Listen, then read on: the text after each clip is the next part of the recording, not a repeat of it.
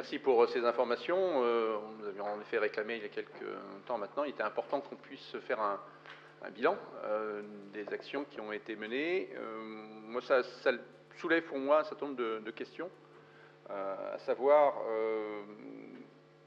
on a vu par exemple que le nombre d'écoles, de gymnases qui sont réhabilités pour les enjeux thermiques reste limité. Hein. On a vu les exemples que vous avez donnés, donc c'est 1 à 2 par an. J'aimerais savoir dans quel délai vous pensez pouvoir avoir réhabilité l'ensemble de notre patrimoine. À ce rythme-là, vu le nombre de groupes scolaires, d'équipements publics que nous avons, on peut en déduire que le temps sera relativement long et qu'il y aura certainement réintervenir sur le patrimoine lorsqu'on a terminé. Donc je sais que les réhabilitations, et en particulier les réhabilitations thermiques, sont des réhabilitations lourdes et conséquentes en termes de montant, mais il serait quand même important de passer la seconde, si je peux me permettre, sur ce sujet-là, pour pouvoir avoir de véritables résultats, puisque ça a un impact sur notre budget, et sur notre budget de fonctionnement. La réduction des consommations dans les écoles, les gymnases et nos différents équipements, évidemment, est un point important à mettre en regard des investissements réalisés. J'ai une question également sur le schéma directeur immobilier énergétique que vous allez mettre en place. J'aimerais là aussi savoir si vous avez une première évaluation. Alors le schéma directeur sera là pour justement faire cet état des lieux. Vous avez commencé à le faire avec les unités énergétiques.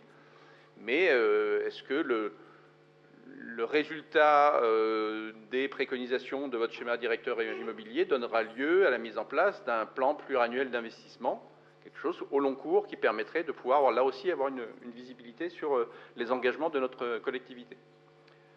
Et puis pour ce qui est des réseaux de chaleur, alors il faut évidemment mettre en place le plus grand nombre de réseaux de chaleur possible. Je tiens à rappeler que les réseaux de chaleur que nous mettons en place au niveau de notre métropole se font sous forme d'une délégation avec des coûts qui sont pris en charge donc, par le délégataire et ensuite les usagers qui vont payer pour pouvoir rembourser les investissements qui ont été faits et payer le délégataire.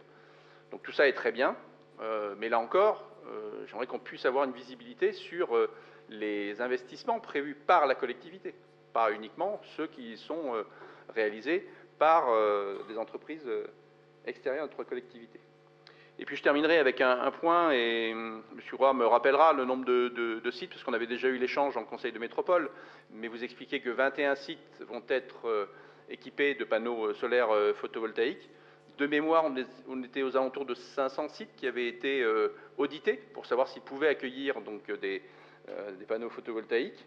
J'aimerais savoir, pour atteindre l'objectif que vous êtes fixé, donc de 180 MW crête, quel est le nombre de sites qui vont devoir être équipés et dans quel délai vous pensez pouvoir y arriver? Je vous remercie.